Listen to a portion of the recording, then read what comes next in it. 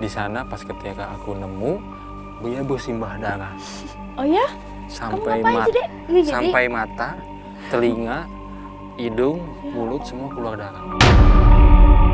Dalam proses perjalanan supranatural ini pun alhamdulillah masih dapat bimbingan dari papa gitu dan ditemenin sama mama gitu. Aku bakal berjuang apapun gitu maksudnya demi keluarga tuh. Jam 2 malam sampai azan subuh dia pasti berdarah. Sampai hari ini? Sampai hari ini.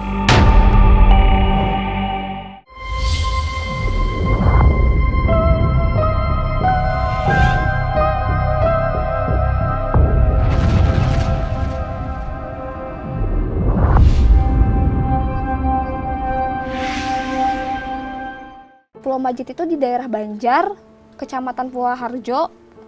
Terus dia tuh di sana tuh menjadi bukan salah satu kuncen pertama yang kalau Kuncen aku pertama. ngobrol dari daerah sana gitu. Mm-mm. Kuncen pertama yang ada di Pulau Majeti dan keluarganya juga ada tokoh-tokoh yang ada di Pulau Majeti termasuk Kilbe ini gitu. Nah, Kisaurul menjaga Pulau Majeti, menjaga keseimbangannya bersama asistennya Papa. Jadi asistennya sekarang tuh bapaknya yang jadi kuncen sekarang. Sekarang itu mengenai keluarga kamu. Aku pengen tahu nih perjalanan yang sedang kamu lakukan seperti tadi kamu bilang sudah ke 33 pantai ya dan gunung ya. Dan berapa berapa lagi sih yang harus kamu tempuh perjalanan ini sampai dengan kata kamu sempurna itu berapa lagi? Jadi kan 99 pantai. Jadi setiap tahapnya tuh 33 gitu. Kalau yang 33 pantai ini tuh bisa sesuai apa yang aku mau ke pantai mana aja nih kamu pilih, terserah gitu. Kalau yang 33 pantai ini sekarang tuh kalau dari tugas mereka nanti dipilihin sama mereka pantainya kemana aja. Oh, kamu dikasih tahu sama dia diarahkan. Cuman ada hubungannya sama Gunung Kidul, pantai di Gunung Kidul. Gunung Kidul mana nih? Di Jogja. Okay, Gunung Kidul. Nah, sisanya masih belum dikasih tahu. Harus kemana, cuman nanti di dalam proses itu pun kamu nanti juga bakal ada hal yang emang kamu bakal ketahuin gitu, kayak gitu sih. Berarti kamu bilang tadi bahas mengenai pantai 33. Iya. Kamu tahu nggak 3 kali 3 kali 3 berapa ya? 3 kali 3 berapa? 9 itu kalau dibalik berapa, sayang? 6. 6 artinya apa, sayang? Mungkin kalau secara generalnya orang-orang taunya yang bersangkut pautan dengan iblis kayak gitu. Iya, apa artinya, sayang? Dajjal. Oke. Itu Dajjal ya, pemirsa. Ini artinya perjalanan yang kalau aku lihat dari sejarah story keluarga dan yang dia jalanin, ini yang aku takutkan bahwasanya iblis itu bisa menyamar menjadi orang baik ataupun sekalian malaikat sekalipun di depan manusia. Tapi kita manusia, kita mempunyai syariat kepada Allah, kedekatan kita. La ilaha illallah Muhammad Rasulullah. Aku mudah-mudahan Ade tidak terlena di situ. Makanya aku suruh kalau bisa perbaikin lagi dengan sholat, ibadah, dan kita sholat istikharah minta petunjuk sama Allah. Kamu masih muda. Karena banyak sekali, ini aku bilang saat ini banyak orang berbondong-bondong pengen sakti, pengen menunjukkan kesaktiannya. Dan memang ini sudah di ujung akhir zaman. Kita lanjut lagi dari perjalanan 33. Kemudian dari perjalanan sekarang sudah berapa sungai yang sudah, lautan yang sudah kamu jalanin? Kalau lautan yang tugas itu ada 33, cuman sebelum itu kan emang aku suka pergi ke pantai, kayak suka meditasi, kadang suka tawasulan sama papa di pantai juga, karena ngasih wasilahan ke sana gitu maksudnya tuh.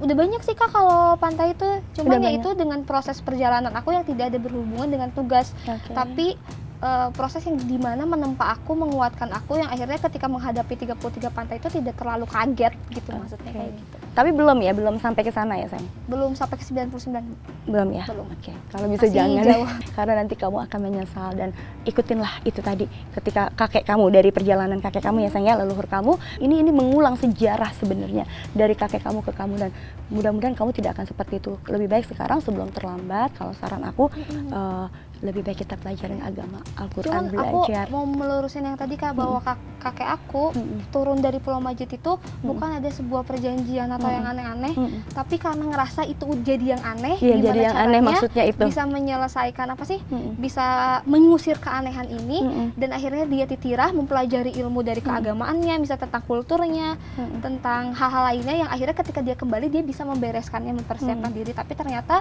mungkin ada satu hal atau itu udah umurnya akunya yang ternyata tidak kembali lagi ke Kembali situ lagi, gitu. iya. Nah ya, oke, terus lanjutkan dari perjalanan kamu nih. Boleh tahu motivasi kamu nih ya, kan kamu sudah tahu nih sejarah Iya. keluarga, kemudian yang terjadi sama kamu, apalagi kamu lagi ada baby nih. Pernah nggak sih ada gangguan kepada baby kamu ketika misalnya nih dari hal gaib ataupun Iya. apa itu sayang? Ada, tapi kalau kata aku ini gangguannya tuh ke aku. Jadi aku waktu itu lagi emang digangguin sama hal yang seperti itu, sampai pernah kejang, Ya Allah. sampai keluar darah di mana-mana. Terus biasanya kan aku harus ke pantai ya. Iya. Kalau udah kayak gitu, cuman pada saat itu ya aku sama suami terus berdoa terus. Suami terus bacain doa, aku berdoa sampai akhirnya tiba-tiba perut aku kempes, Kak. Aduh. Jadi hilang. Oh, terus? Itu tuh hilang, tapi di situ aku tuh ngerasa bahwa kenapa sih leluhur aku tuh takut ini tuh bayi aku diambil kan, Iya, takutnya. iya, itu Tapi kenapa sih leluhur aku nggak ngejagain aku ketika bayi aku diambil? Ternyata ketika aku protes ke sana kayak kok bisa kayak gini sih gitu. Ternyata bilang leluhur aku tuh ngambil karena pada saat itu Dijaga.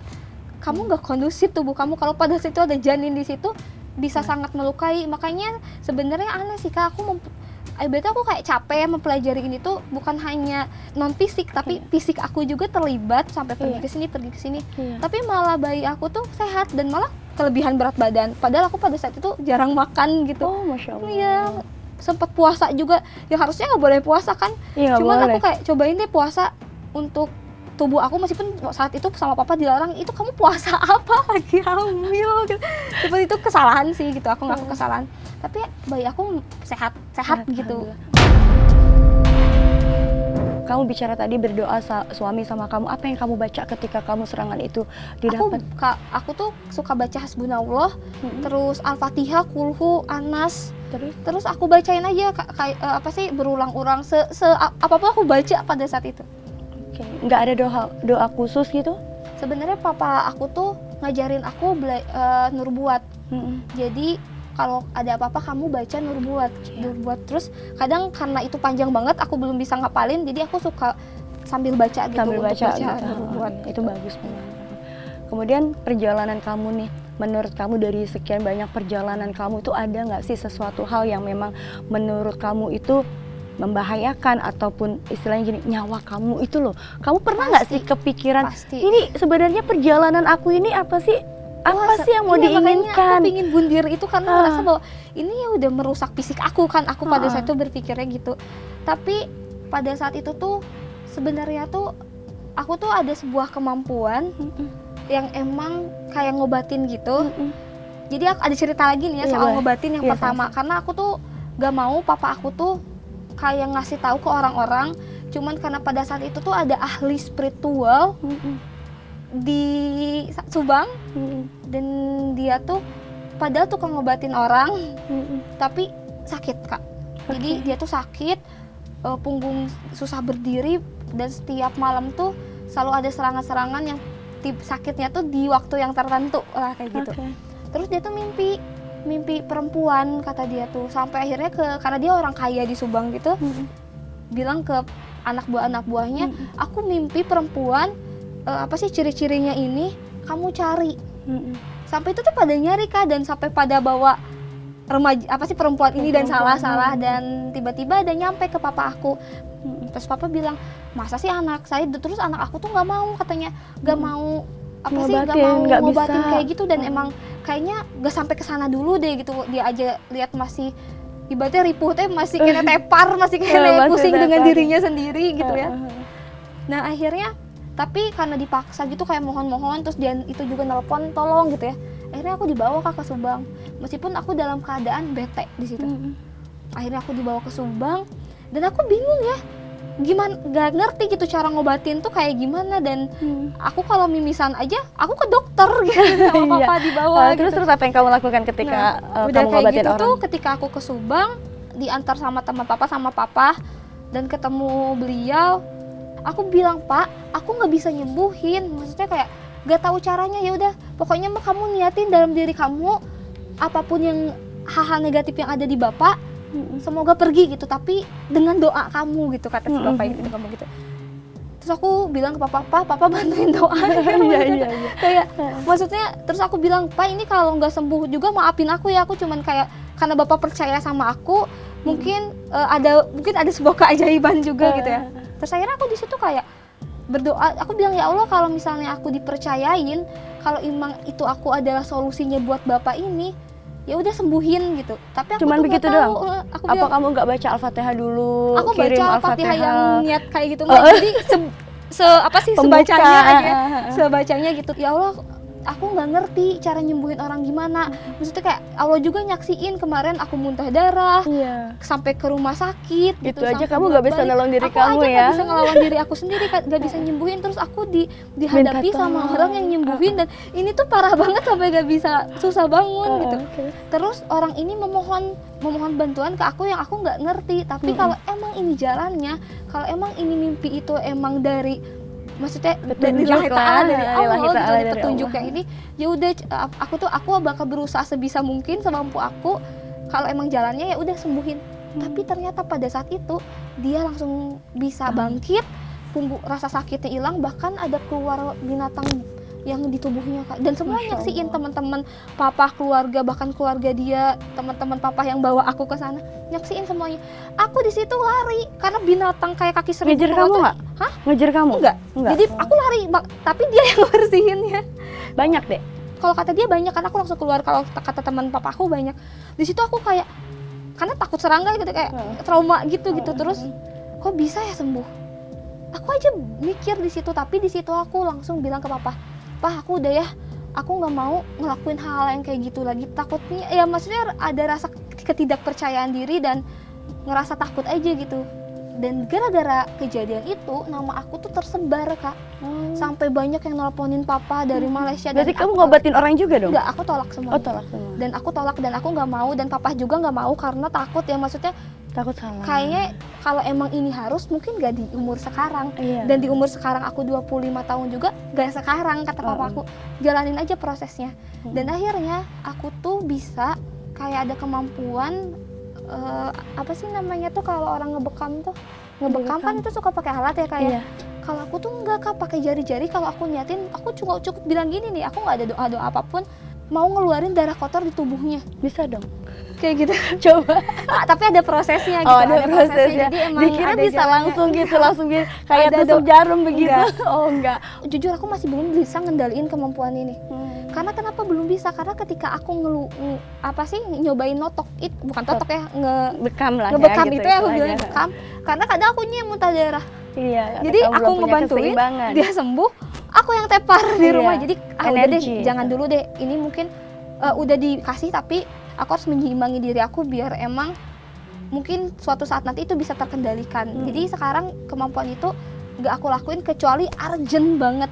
Kecuali emang pada saat itu ada orang yang emang butuh banget. Dan kalau kamu urgent berarti nggak sampai muntah darah kamunya? Enggak, jadi emang bener-bener butuh banget, kayak ada keajaiban aja gitu, aku nggak sampai muntah darah. Tapi kalau ngerasanya aku pada saat itu di diri aku mau nyembuhin dia gitu, songong gitu nggak bisa. Oh iya, oke. Jadi ya udah deh, kata aku teh, aku lupain kemampuan itu yang akhirnya berjalan sendirinya aja. Jadi kemampuan itu aku simpen dulu gitu.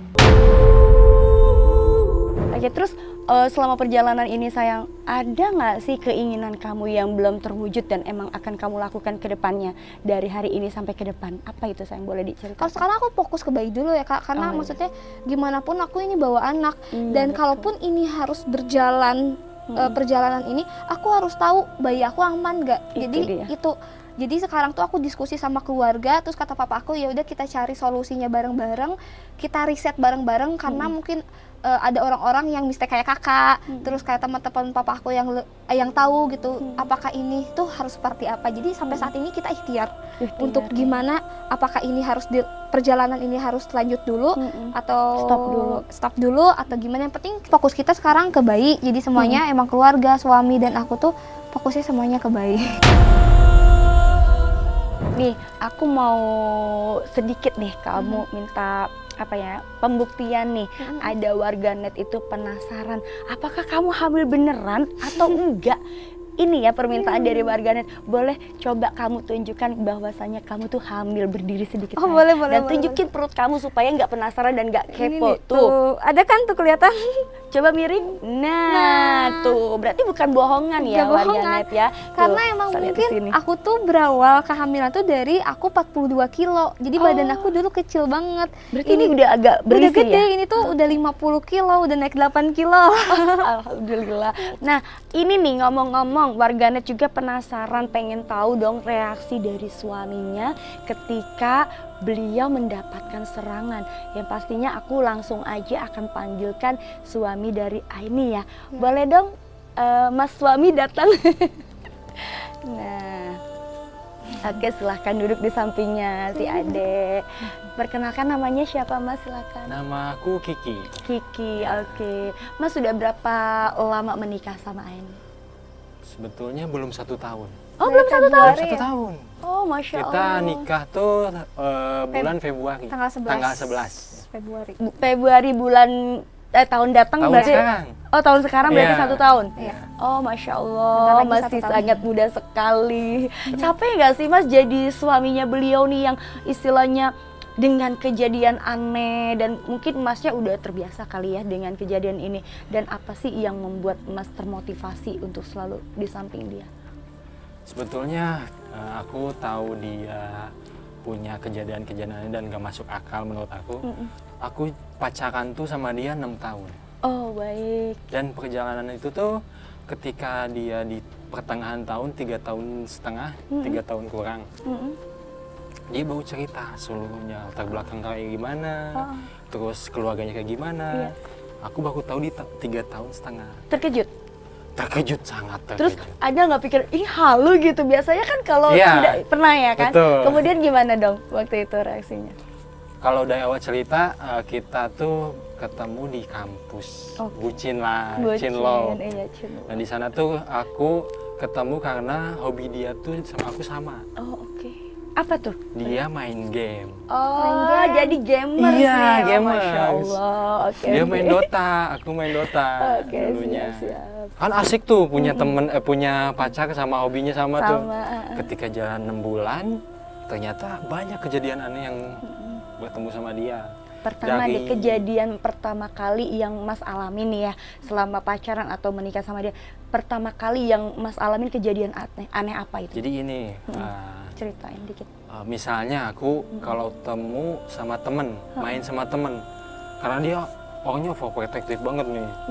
Ketemu sama temen, dia tuh selalu tahu aku di mana, posisinya di mana. Gak bisa selingkuh Gak dong ya? bisa. Aku takut dong, Terus nih. karena ini aneh gitu. Terus gimana? Nah dari situ, wah ini aneh ini. Dari situ pas ketika udah jalan 1 tahun, 2 tahun, kita suka main ke bioskop. Dia selalu pesan tiket tuh tiga Iya, tiket. 3 tiket. Aku nggak tahu. Itu tuh untuk apa pesan tiket? Karena harusnya kan 2 tiket, kita cuma berdua. Berdua. Dia bilang alasannya cuman karena untuk jaga jarak sama penonton. Nonton. Supaya ada jaga jarak. Iya, dia belum udahlah. cerita bahwa dia bawa Iya. temen ya. Iya. Aku nggak Oke. tahu kan di sana. Ya udahlah, gak apa-apa, kita bucin aja ini kan. Apalagi bucin. kita lagi nonton. Ya udah nggak apa-apa. Nah di salah satu nonton bioskop itu kita pernah dia minta ke WC, Ke toilet. minta aku mau pipis dulu nih. Tunggu ya 15 menit. Aku tunggu 30 menit, 1 jam sampai mampir beresnya. Wah ini nggak beres ini. Kemana dia gitu? Hilang. Kemana?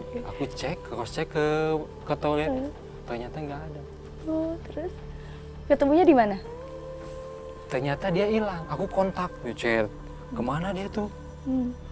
Dan nggak dibalas sampai detik itu nggak dibalas. Ternyata pas tengah malam dia ngechat, Ki, tolong jemput aku ada di Curug Dago. Jadi keingetan. Bandel juga ya. Gila. Terus sendiri hilang Dari atau bioskop di dia jalan? tiba-tiba di Curug Dago. Kamu bilangnya kemana deh waktu itu? Enggak, maksudnya kayak jadi waktu itu tuh emang tiba-tiba ada sesuatu hal yang emang aku harus datang ke Curug Dago gitu. Terus aku tuh sebenarnya ke kamar mandinya bener Kak. Jadi terus? emang mau pipis. Terus? Cuman tiba-tiba pas di situ tiba-tiba ada panggilan ke Curug Dago. Wah ini iya bener, aku ada janji ke Curug Dago pada saat itu, cuman karena bucin jadi ngelupain janji itu. Dan aku lari karena emang biar cepat pulang gitu ya, sebenarnya kayak biar nanti dia ketemunya di rumah. Tapi ternyata emang sampai tengah malam, sampai jam 1 di sana ketika aku mencoba untuk belajar sesuatu gitu. Di situ tuh itu ada namanya tuh, ada situs tentang Raja Thailand. Yang Raja Thailand tentang belajar ilmu Nusantara. Nah, di situ tuh, aku tuh di situ. Ya udah, waktu itu aku nggak mikir apapun, dan ketika udah fokus kayak gitu aku matiin handphone. Jadi nggak mikirin Kiki yang lagi nonton, jadi beneran Kasian banget iya ya. udah. Terus jam udah beres nih. Ya udah kamu coba cerita, nanti aku Pas sambung. singkat cerita dia kasih alamatnya kan, kasih Sherlocknya, mapsnya. Aku nggak habis pikir, ya udah ini anak orang masa tiba-tiba di Curug Dago nih. Gimana nih kalau dibegal? Iya takut. Apalagi cewek kan. Iya. Ya udah aku langsung pergi tuh dari bioskop langsung ke Curug Dago. Pas di sana aku parkirin tuh motor di sisi jalan. Di sana tuh aku pikir dia di sana. Aku jalan-jalan, ternyata di situ ada bangunan kosong, bangunan tinggi 2 lantai. Aku lihat di dalamnya tuh ada makhluk tinggi banget, sampai lebih bangun. Kali pertama itu kamu lihat yang kayak gitu ya? Aku panik dong. Terus? Aku sebagai orang normal panik dong. Iya. Aku pulang. Aku bukan pulang, aku Kabur dari situ. Aku shock. Aku shock dari situ, nyari tempat ramai. Terus aku coba kontak dia lagi. Ini benar dong. Masa aku di tempat kesini? Masa aku diposisikan di sini? Padahal Sherlocknya tepat ya kalau itu ya. Dia nggak balas. Oke. Hampir 20 menit, 30 menit, dia baru balas. Ki, kenapa kamu di sana? Aku bukan di situ. Ternyata beda lokasi. Oh. Nah, ternyata pas ketika dia kasih lokasi, aku langsung tancap gas ke sana tuh. Tancap gas. Di sana pas ketika aku nemu, parkirin motor, ada dia di sisi jalan, jalan. Dia bersimbah darah. Oh ya? Sampai ngapain sih, Dek? Iya, jadi- sampai mata, telinga, hidung, mulut semua keluar darah. Iya, jadi kalau aku tuh gitu Kak, jadi mungkin karena proses itu ya, jadi ketika menembus sesuatu pasti fisik yang kena, jadi Iya, karena pasti. energinya kuat banget di situ Ya, tuh. kamu belum mengerti iya, proteksi, ya belum ngerti, keseimbangan. belum keseimbangan, jadi kayak ngucur lagi kan, gini amat hidup. Maksudnya kayak aku pingin mencoba napak tilas gitu, pingin tahu sejarah di situ seperti apa gitu, mencoba menembus, tapi ya tembus berhasil, tapi sesudahnya tepar gitu. Kamu jadi mungkin nggak berdarah. izin dulu, kirim Al-Fatihah Udah dulu. izin, atau pasti apa? kayak nyobain kayak tawasulan yang diajarin sama papa, bahkan papa tuh langsung ngirim selalu ini kertas selalu dibawa kamu Dibawa, kemana-mana iya. ya, jadi kalau kamu belum bisa hafal semuanya setidaknya baca gitu si tawasulan itu. Cuman emang kayak gitu kan, mungkin karena fisik akunya pada saat itu emang lagi nggak kuat, terus kondisinya juga emang di sana tuh. Jadi sebelum menembus ke situ tuh pasti ada yang kerocok-kerocoknya dulu. Iya. Terus ada tingkatan-tingkatan yang setiap Tingkatan-tingkatan. aku masuk ke Jembatan. jembatan, makin ke dalam, makin sampai ke situs yang dalamnya tuh makin serangannya tuh Banyak. makin banyak, dan di situ Godaan. aku udah kayak kelelahan gitu. Akhirnya pas balik udah tahu jawabannya ya gitu, berdarah. Kayak gitu sih. Terus kamu panik, terus apa yang kamu lakukan waktu itu? Panik dong. Terus yang kamu lakukan apa? Wah, aku shock. Ini sebagai orang normal. Iya, dikira Terus aku nggak kosan kamu gitu kali ya. Baru kali kamu, wah ini pasti dibegal apa gimana pasti ya pikirannya secara normal kan? secara normal. Ini diapa-apain sama orang? Oh, Apalagi kan aku posisinya masih pacaran tuh. terus? Ini anak orang kayak gimana? Masa tiba-tiba berdarah? Terus? Nah dari situ aku panik, aku bawa dia pulang dari situ, aku bawa ke rumah, dan aku pulang ke rumah. Aku hilang sampai 1 minggu deh. Kena mental, Aku Kena mental. Aku trauma. ditinggalin, Oke. Aku trauma, aku nggak kontak dia, aku nggak. kayak tapakur dulu kayak. Ya, karena ini udah gak masuk akal ini. Kayaknya dia punya sesuatu yang aneh gitu. Dan kejadian di situ aku mulai kayak, yaudah deh Pak, sok Papa boleh ceritain keadaan aku waktu kecil ke dia, soalnya takutnya ini aku sama dia tuh udah 2 tahun ya, udah lama banget, masa dia nggak dikasih tahu. Terus kayak, kamu yakin gak bakal nikah sama dia? Iya pasti ya. Tapi akhirnya kayak ya udah deh, kasihan juga Papa, anak orang kena mental, kalau mau putus ya udah putus Putus aja, aja. karena Papa juga takutnya tuh gini Kak, makanya kadang nanyain aku deket sama siapa, bisa nerima nggak kondisinya Iya, seperti karena ini? nggak semua orang bisa Karena menerima. nggak- Kan yang baik, cium dong, peluk, cium. Kenapa sayang harus nangis, kenapa? Ya hebat aja gitu punya keluarga yang nemenin kayak aku. Mungkin banyak mungkinnya orang yang kayak aku tapi nggak dapat support dari keluarga gitu. Tapi emang papa aku, mama aku tuh sama kakak aku tuh hebat banget gitu. Ya karena mereka sayang. Jadi ya Saking makanya sayangnya aku bilang sama bahwa aku tuh ngutamain keluarga banget karena feedback yang merespon mereka ke aku juga sangat luar biasa. Jadi aku harus bisa ngebahagiain Mereka. keluarga gitu maksudnya. Jadi dalam proses perjalanan supranatural ini pun alhamdulillah masih dapat bimbingan dari papa gitu dan ditemenin sama mama gitu. Alhamdulillah. Jadi aku ngerasa aman. Jadi ketika meskipun pada saat itu aku ngerasa diri ini salah gitu, udah misalnya dalam ketika perjalanan supranatural ini tuh udah keluar jalur, tapi ada papa yang Kontrol. selalu kontrol aku, Oh, yang iya. selalu ngingetin gitu. Jadi aku bilang bahwa Kiki, aku tuh punya keluarga yang luar biasa. Makanya ya aku bakal berjuang apapun gitu maksudnya Insya demi Allah, amin. demi keluarga tuh. Terus Kiki, kamu menghadapin dia nih, kalau saat ini kan sebelum menikah dengan kamu kan kontrolnya dia kan keluarga nih papa. Saat ini kamu udah bisa kontrol dong dengan apa yang sudah terjadi sama dia. Alhamdulillah. Alhamdulillah ya, belajar bisa untuk mengontrol ya. Karena aku lihat di sini Berusaha untuk masuk ke dunianya dia. dunianya dia. Oke, belajar sudah sedikit paham ya Sudah sedikit untuk paham. proteksi dia. Karena kan ini akan membahayakan dia dan bayinya, apalagi sekarang kan dia sedang hamil ya, dan perjalanan dia, makanya aku bilang kalau bisa imbangi dengan puasa dan sholatnya ya, karena betul. bawa 2 nyawa. Karena takut salah jalan juga tidak akan baik ya. Dan aku lihat di sini kalian tuh ada kolerasi ya, artinya kalian saling menyambung. Dan di sini aku melihat Kiki kelemahannya adalah di Aini juga sama. Jadi kalian tidak bisa terpisahkan, istilahnya sudah jodohnya dan emang sudah jalan kalian dan harus kalian jalanin. Cuman tinggal feedbacknya adalah ibadahnya diperkuat lagi, itu ya sayang ya, supaya tidak salah jalan. Ki, aku mau tahu mengenai selama nih kamu mendampingin Aini pasti banyak serangan-serangan dong. Setelah kamu sudah mengetahui dunia yang itu tadi, dunia gaib ya, pasti banyak serangan kepada diri kamu dan juga Aini. Dan apa sih yang kamu lakukan, dan serangan pertama kali yang sejak kamu mendampingin beliau itu apa sih? Boleh diceritakan? Sebetulnya aku nggak terlalu diserang Oh oke. soal dunia gaib. Oke. Tapi aku ketika melihat dia dan terus menerus setiap hari dia muntah darah, Oke. aku merasa itu diserang. Oh oke. Karena posisinya dia lagi hamil, Iya. apalagi dia lagi mengandungkan dan anak aku juga. Iya betul. Aku di situ melihat kehororan setiap hari Kororan. yang bahkan mungkin kalau umumnya orang melihat kehororan tuh kayak lihat hantu, pocong atau kuntilanak, yang bla bla di Indonesia kayak gitu kan. Aku ngelihat horornya kehidupan ini, aku lihat di dia. Tiba-tiba berdarah sendiri. Tiba-tiba berdarah sendiri.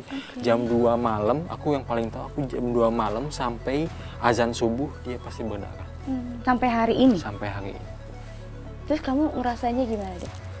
Iya, jadi kan emang yang tadi dibilang bahwa Aki Sahuri ternyata belum sempat menyelesaikan yang di sana yang mengganggu yang di sana. Jadi akhirnya ketika aku mungkin yang tiba-tiba yang punya kemampuan sekarang, jadi mereka terus mengganggu aku, tapi jadi ngebuat aku tuh berdarah, apa sih, jadi banyak darahnya. Cuman untuk saat ini tuh aku lumayan tidak berdarah-darah lagi, karena satu emang benar kata kakak tadi bahwa agama tuh penting banget. Karena jujur waktu saat itu ada sebuah perjalanan yang dimana aku sampai lupa sholat, sampai lupa Tuhan lah ibaratinnya. Merasa ini aku bahwa- bisa gitu ya, pasti ada Iya, kayak gitu merasa ya. bahwa yaudah deh jalanin aja gitu. Bukan merasa bisa, tapi merasa aku punya leluhur. Oh, Jadi punya leluhur. punya leluhur, Selalu punya fajriyah, mengandalkan, ya, mengandalkan. Jadi kayak ternyata tetap aja kekuatan yang terbesar tuh yang milik Allah gitu, milik Tuhan. Dan saat ini jadi, tapi papa terus Ipa ibadah, Ipa Untungnya ibadah papa dia tawasalan. Jadi aku tuh selalu teringat membentengi. gitu, diingat Alhamdulillah. tawasul, Mama. puasa 40 hari, hari Itu dia. diajak gitu. sampai wiri tiap hari Iya. untuk dia. Iya. Kamu juga lakukan dong? Nah, harus bisa karena gini, orang tua kan hanya sementara. Selanjutnya kamu sampai dengan menua nanti ya dan ada baby juga kamu harus lakukan itu. Kalau enggak karena dia kasihan. Karena dia nggak bisa nahan sendiri dan kelemahannya dia adalah di sana. Nah, itu dia sebagai kepala keluarga ya. Kemudian kamu udah ini nggak sih ngasih nama buat si baby? Kalau untuk sekarang belum. Belum ya? Belum. Oke. Dan untuk selanjutnya setelah bayi ini lahir, kalian berdua punya planning apa sih? Kalau aku ya tadi maksudnya tadi kan aku sempat cerita aku tuh mau apa sih? Mau ke Thailand sama India. Sama kalau proses India kayaknya masih jauh, masih panjang banget itu. Okay. Cuman ke Thailand karena emang ada beberapa hal yang aku tuh pingin cross check secara langsung secara fisik aku bahwa oh ternyata emang ada beberapa hal yang terhubung gitu sama antara yang waktu aku ke Dago Pakar yang aku cari tuh pingin langsung lihat realnya. Nah terus mana yang kamu tuju? Apa? Di mana yang kamu tuju? Aku masih belum dapat, cuman salah satunya tuh aku tuh mau ke tempat apa sih biksu-biksu ahli tentang meditasi dan yang dia tuh yang mempelajari ilmu agama Islam. Jadi kan dia biksu nih, orang Hindu, tapi dia mempelajari agama Islam, sorry orang Buddha, tapi dia mempelajari agama Islam. Gitu. Kalau bisa kamu cari temuin Buddha tidur. Disitulah untuk meditasi. Oh iya, ada Buddha tidur di sana. Buddha tidur di sana ya, sama Siddhartha Gautama, jangan ke yang lain-lain. Cuman kalau mau ke Thailand, pasti tetap keluarga ikut. Pasti mau bilang kamu boleh kata papa, kamu boleh pergi mau ke tempat ini, mau tempat itu, tapi posisinya papa harus ada di Thailand. Oke pemirsa Ganjil Misteri, mungkin tadi sudah kita kupas tuntas nih ya perjalanan dari Aini ini dan dari yang viral dan kalian sudah saksikan apa saja keunikannya dan kayaknya ini momen spesial banget ya sampai ke akar-akarnya aku mengulik sampai dengan suaminya kita datangkan ke Ganjil Misteri. Dan buat kalian pemirsa Ganjil Misteri yang masih pengen ya tahu tentang peristiwa-peristiwa yang misteri dan ganjil pastinya hanya di Ganjil Misteri. Jangan lupa subscribe dan juga di share ya dan juga ditunggu komennya. Aku Aini. Aku Kiki. Terima kasih banyak atas perhatian kalian dan juga sudah nonton Ganjil Misteri. Kita jumpa lagi di Ganjil Misteri.